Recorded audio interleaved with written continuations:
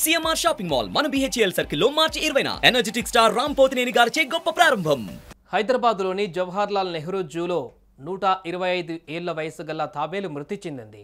ఈ తాబేలుకు ఎంతో ప్రత్యేకత ఉంది. రాక్షసుడు అనే పేరు గల ఈ మగ తాబేలుకు ఎన్నో ఏళ్లుగా విడదీయలేని బంధం ఉంది. అయితే గత కొంతకాలంగా తీవ్ర అనారోగ్యంతో బాధపడుతున్న తాబేలు 10 రోజులుగా భోజనం తీసుకోలేదు. దీంతో ఆరోగ్యం మరింత క్షీణించడంతో శనివారం ప్రాణాలు విడిచింది. ఈ తాబేలు మృతితో జూ అధికారులు, దానికి సేవ చేసిన సిబ్బంది తీవ్ర భావోద్వేగానికి గురయ్యారు.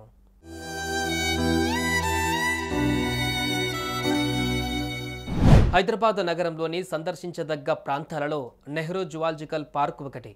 వీకెండ్స్, సెలవు రోజులలోనే నగరవాసులంతా ఈ జూ పార్కును సందర్శిస్తుంటారు. ఈ జూ పార్కు నగరవాసులే కాకుండా ఇరుగు పొరుగు రాష్ట్రాల నుండి ప్రజలు కూడా వచ్చి జూను తిలకించి ఎంజాయ్ చేస్తుంటారు.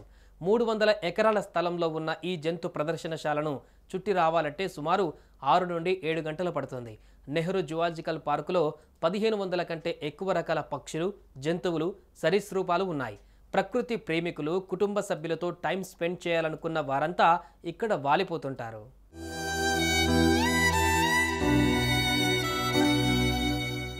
అయితే జూ పార్కులోకి వెళ్ళగానే ముందుగా కనిపించేది తాబేలు. ఇది చూసిన వారు ఎవరైనా కూడా ఆశ్చర్యపోతారు. భారీ శరీరంతో చిన్న చిన్న అడుగులు వేస్తూ కదులుతున్న ఈ తాబేలును చూస్తే పెద్దవాళ్ళు సైతం చిన్న పిల్లలుగా మారిపోతారు. ఇప్పుడు ఈ భారీ తాబేలే ప్రాణాలు విడిచింది.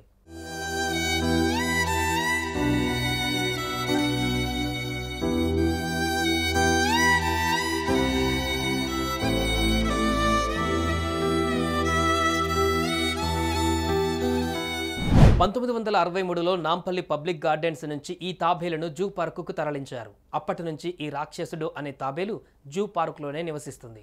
జూ పార్కులోకి ఎవరు వచ్చినా కూడా ముందుగా ఈ భారీ తాబేలు చూసిన తర్వాతే మిగతా జంతువులు, పక్షులను చూసేందుకు వెళ్తుంటారు.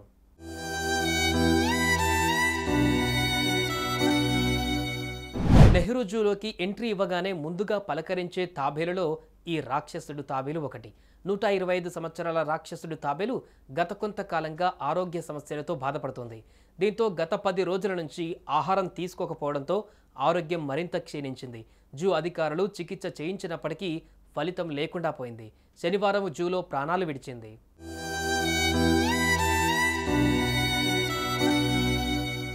ఈ భారీ తాబేలు ఇక నుంచి కనిపించదనే విషయాన్ని తెలుసుకున్న పర్యాటకులు భావోద్వేగానికి గురవుతున్నారు.